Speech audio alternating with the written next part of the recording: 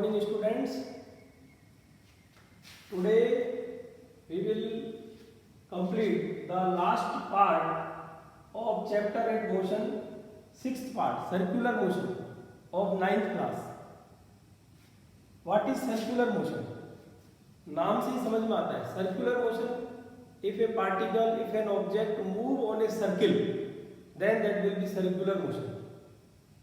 Circular motion की study अपन यहाँ क्यों कर रहे हैं? अपन ने दो टाइप की मोशन पहले पढ़ी है इस चैप्टर में. एक यूनिफॉर्म मोशन होती है, दूसरी नॉन यूनिफॉर्म मोशन होती है. यूनिफॉर्म मोशन का मतलब जिसमें वेलोसिटी कांस्टेंट है, और वेलोसिटी कांस्टेंट का मतलब उसका मैग्नीट्यूड और डायरेक्शन दोनों कांस्टेंट रहने चाहिए, तभी वो यूनिफॉर्म है. यदि मान लो मैग्नीट्यूड कांस्टेंट है और डायरेक्शन चेंज हो रही है, मान लो मैग्नीट्यूड का मतलब है कि कोई ऑब्जेक्ट जो है एक कांस्टेंट स्पीड से दौड़ रहा है, चल रहा है, तो ऐसी कंडीशन में इसका मतलब ये नहीं है कि वो यूनिफॉर्म मोशन ही होगी. मान लो वो डायरेक्शन चेंज करता है, वो कहीं पर टर्न लेता है, तो ऐसी कंडीशन में उसको नॉन यूनिफॉर्म मोशन कहेंगे. सर्कुलर मोशन कैसी मोशन है? क्या ये यूनिफॉर्म हो सकती है, या ये नॉन यूनिफॉर्म ही होगी, या ये यूनिफॉर्म ही होगी?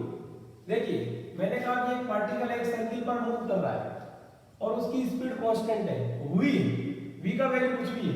मैंने कहा 10 मीटर पर सेकंड है, 20 मीटर पर सेकंड, कुछ भी है, तो क्या वो यूनिफॉर्म है? नहीं. यहाँ पर उसका मैग्नीट्यूड तो कांस्टेंट है वेलोसिटी का. मैग्नीट्यूड का मतलब है एक तरीका स्पीड, क्योंकि स्पीड के अंदर सिर्फ मैग्नीट्यूड की रिक्वायरमेंट होती है, लेकिन उसकी डायरेक्शन कंटिन्यूअसली चेंज हो रही है. यहाँ पर यदि इस पॉइंट पर कहें डायरेक्शन अलोंग द टेंजेंट दी जाती है. टेंजेंट आप समझते हैं, इस पॉइंट पर यदि अपन टेंजेंट ड्रॉ करेंगे तो ऐसे आएगा, इस पर ऐसे, इस पॉइंट पर ऐसे, इस पॉइंट पर ऐसे, किसी भी बीच के पॉइंट पर यदि अपन करेंगे, इस पॉइंट पर करेंगे तो ऐसे आएगा. तो आप देख रहे हैं कि डायरेक्शन कंटिन्यूअसली चेंज हो रही है. Direction is given along the tangent. तो अपन ये कहेंगे कि यहाँ पर स्पीड तो कांस्टेंट है, लेकिन यहाँ पर जो इसकी डायरेक्शन है वेलोसिटी का, वो चेंज हो रहा है. इसका मतलब ये है कि this motion will be non uniform motion. ये नॉन यूनिफॉर्म मोशन है क्योंकि यहाँ पर वेलोसिटी की डायरेक्शन चेंज हो रही है. अब आप इसको एक दूसरे एग्जांपल से समझ सकते हैं. मान लो एक हेक्सागन है, यहाँ पर एक पर्सन यहाँ से रन करना स्टार्ट करता है, स्पीड उसकी कांस्टेंट है. जैसे ही वो बी तक पहुंचा तब तक तो उसकी स्पीड कांस्टेंट है और वेलोसिटी भी कांस्टेंट है क्योंकि डायरेक्शन सेम है. लेकिन जैसे ही बी से सी की तरफ मुड़ेगा तो हो सकता है उसकी स्पीड कांस्टेंट रहे, वो अपनी स्पीड को बनाए रखता है, लेकिन यहाँ पर वो टर्न हो गया, उसकी डायरेक्शन चेंज हो गई, यानी कि वेलोसिटी कांस्टेंट नहीं रही. जैसे यहाँ से यहाँ तक है, यहाँ इस इन दोनों के बीच में, बी और सी के बीच में वेलोसिटी कांस्टेंट है, बी और सी के बीच में. लेकिन जैसे ही सी से डी की तरफ गया, वैसे ही क्या हुआ, डायरेक्शन चेंज हो गई, वेलोसिटी चेंज हो गई, स्पीड वही है क्योंकि डायरेक्शन चेंज होने से वेलोसिटी चेंज हो रही है. तो आप यहाँ देख रहे हैं कि पूरी एक सर्किल में, पूरे एक रिवॉल्यूशन में, पूरे एक साइकिल में इसकी जो डायरेक्शन है वो 6 टाइम चेंज हुई है. फर्स्ट टाइम बी पर, फिर सी पर, सेकंड टाइम, फिर थर्ड टाइम डी पर, फोर्थ टाइम बी पर, फिफ्थ टाइम एफ पर और 6 टाइम ए पर. तो 6 टाइम इसकी वेलोसिटी की डायरेक्शन चेंज हो गई. It is not uniform motion, it is non uniform motion.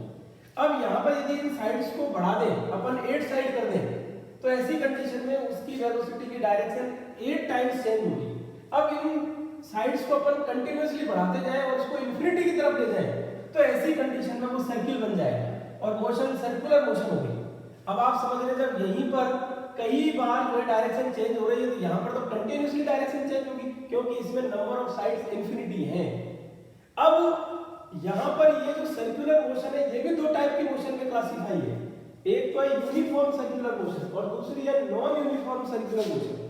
यदि मैं कहता हूं कि स्पीड कांस्टेंट है तो वो यूनिफॉर्म सर्कुलर मोशन है. लेकिन आप एक बात को समझिए, मैं यहाँ पर यूनिफॉर्म सर्कुलर मोशन कह रहा हूं, अभी मैंने समझाया कि इसको नॉन यूनिफॉर्म मोशन कहते हैं. आप सोचोगे कि वहां तो यूनिफॉर्म कह रहे हैं, यहाँ नॉन यूनिफॉर्म. इसमें नॉन यूनिफॉर्म मोशन है, जबकि ये यूनिफॉर्म सर्कुलर मोशन है. इसमें ये वर्ड जुड़ा हुआ है सर्कुलर, इसलिए अपने यूनिफॉर्म का है. यदि अपने सर्कुलर वर्ड को यहाँ पर नहीं जोड़ते हैं तो ऐसी कंडीशन में ये नॉन यूनिफॉर्म मोशन ही है. लेकिन इस सर्कुलर मोशन जो है वो यूनिफॉर्म है if speed is constant.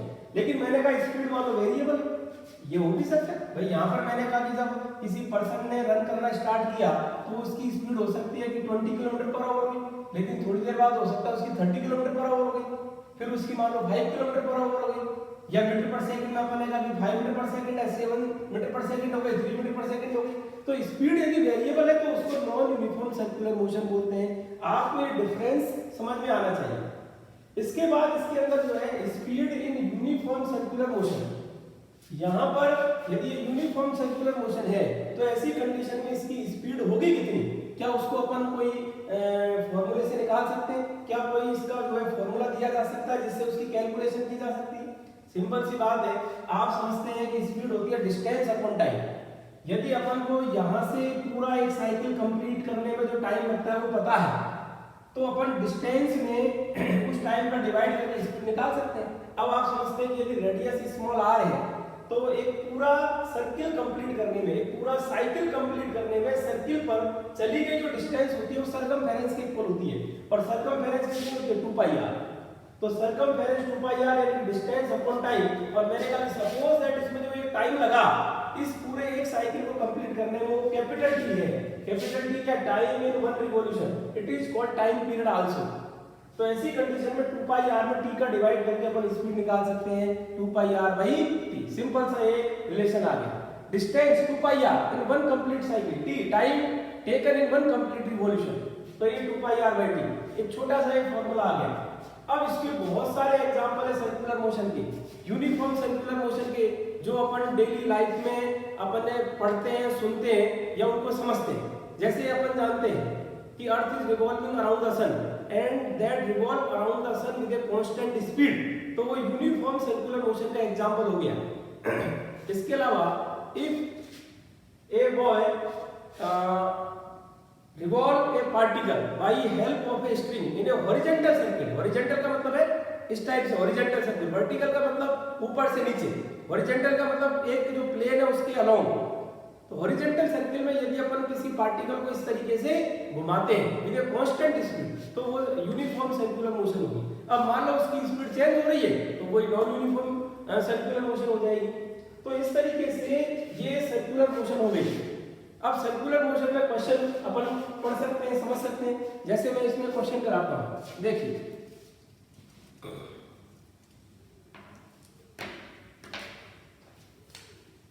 One question, a particle is moving on a circle of radius 10 meter. If it completes its one cycle in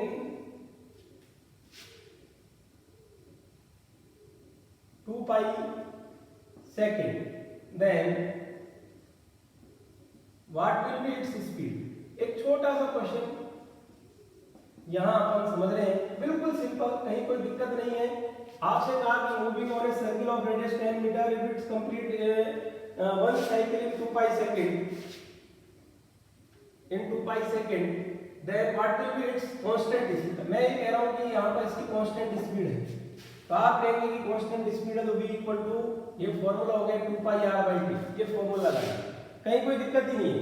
v equal to 2 pi, r की value है 10 metre और capital T कितना है, this is 2 pi, 2 pi से 2 pi cancel हो गया, v की value आ गई 10 मीटर पर सेकेंड। ये लीजिए, ये इसका आंसर हो गया। और क्वेश्चन अपन करते हैं, बिल्कुल इजी क्वेश्चन यहाँ बनते हैं, कहीं कोई दिक्कत नहीं है।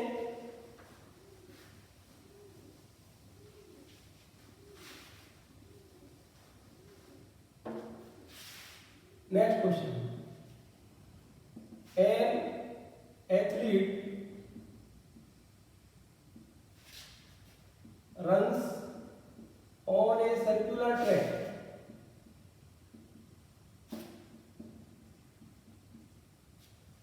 of radius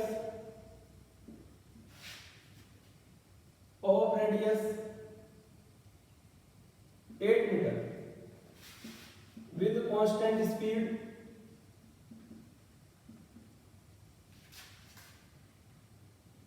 30 km per hour.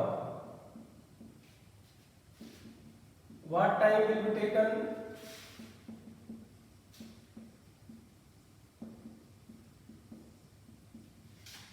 by him in completing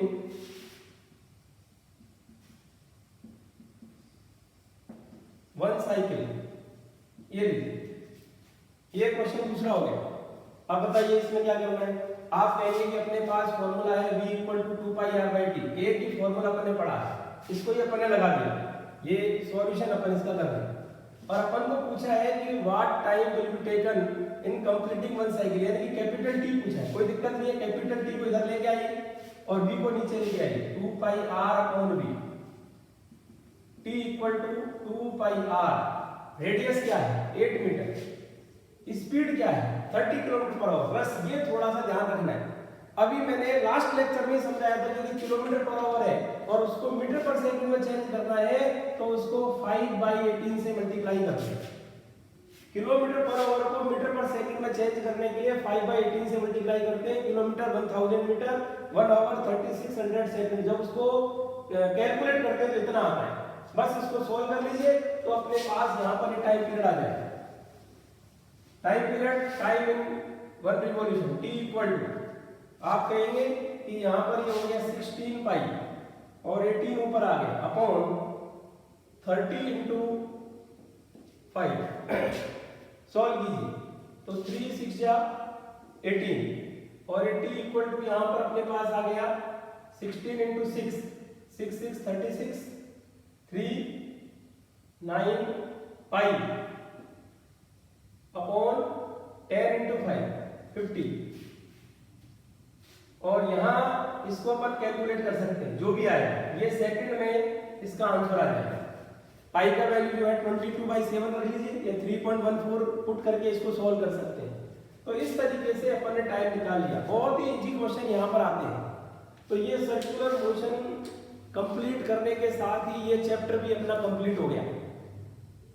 अब इसके जो न्यूमेरिकल्स हैं जो बुक के अंदर दे रखे हैं एनसीईआरटी की बुक में, वो आपको देखने हैं, सारे मैंने देखे हैं, कहीं कोई दिक्कत नहीं है, आप इजीली उनको सॉल्व कर सकते हैं। इसके अलावा जो आपके बाहर दे रखे हैं एक्सरसाइज में जो क्वेश्चन दिए हुए हैं उनको भी आप इजीली हैंडल कर सकते हैं। तो मैं उम्मीद करता हूँ कि आप जो है वो सारे क्वेश्चंस आप देखेंगे, करेंगे, और कहीं भी कोई डाउट है, कोई प्रॉब्लम है तो आप उससे डिस्कस कर सकते हैं। यहाँ पर कमेंट बॉक्स में भी जो है आप उसको डाल सकते हैं, कहीं कोई दिक्कत है तो आप जो है इसको देखिए, समझिए, और कहीं भी कोई प्रॉब्लम है तो उससे डिस्कस कीजिए। Thank you very much.